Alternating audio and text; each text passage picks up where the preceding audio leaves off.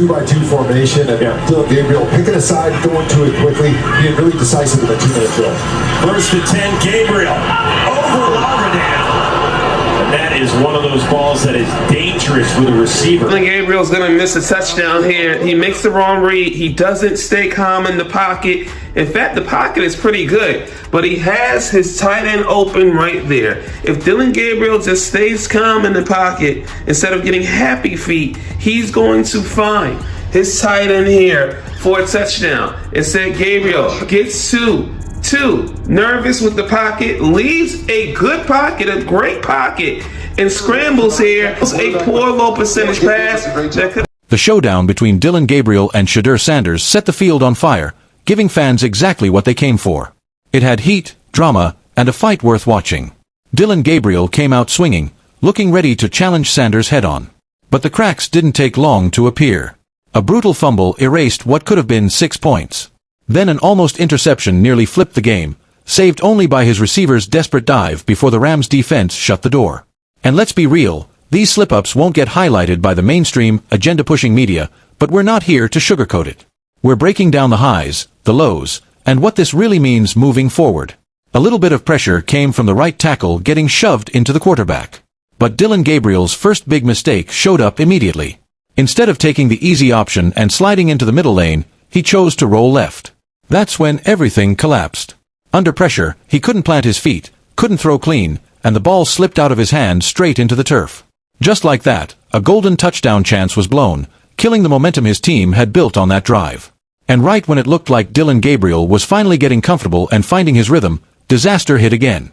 Sitting in the pocket with no real pressure, he had the perfect chance to connect with his wide receiver on the right.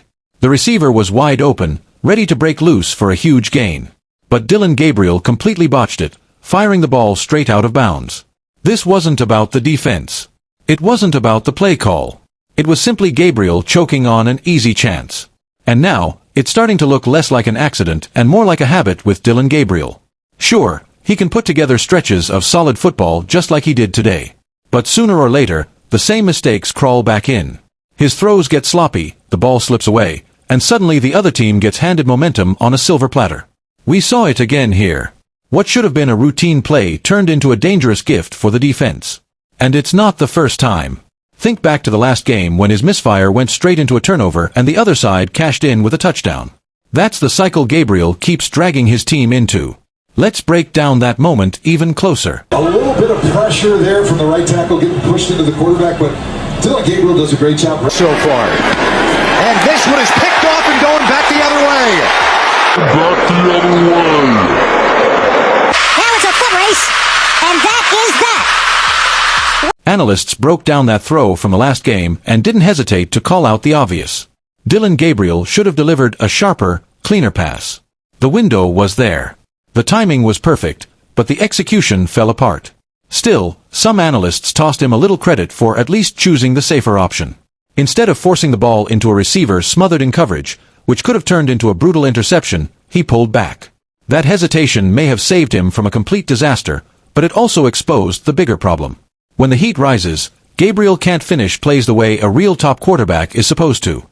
Whenever you have this much traffic, that many bodies in the same spot, in the same space, do not throw that ball, Dillon. Do not throw that ball. He knows that, and the end result, as we'll see right here, is a pick six. Now, I'm glad he didn't go the Baker Mayfield route and try to make the tackle because... And in today's game, Dillon Gabriel even tried to take matters into his own hands with a rush up the middle. But that plan blew up instantly. Jihad Campbell read it perfectly, closed the gap, and slammed Gabriel down for the sack. This wasn't just a failed attempt. It was a brutal reminder of the limits he's up against. If he can't power through here, what's going to happen when he faces NFL defenders who are quicker, stronger, and way less forgiving? Plays like this raise serious doubts about whether his style can survive at the next level. Dillon Gabriel's pocket presence is turning into an obvious liability. Instead of calmly reading the defense and making the smart choice, Dillon Gabriel panicked and rushed into a terrible decision that cost his team big. What should have been an easy touchdown setup turned into a blown chance as his throw went off target and straight into the opponent's hands. That single mistake flipped the entire momentum. What could have been points on the board turned into yet another turnover.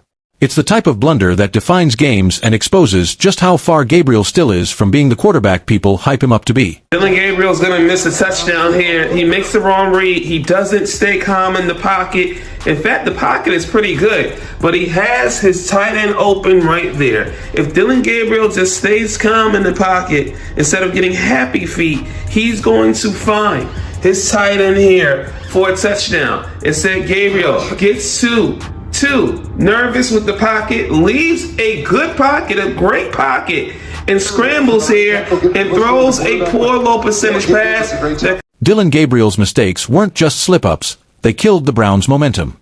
Even Kevin Stefanski admitted those turnovers flipped the game completely. If Gabriel crumbles like this now, imagine him against NFL-level pressure. Subscribe now for the real, unfiltered truth the mainstream won't tell you.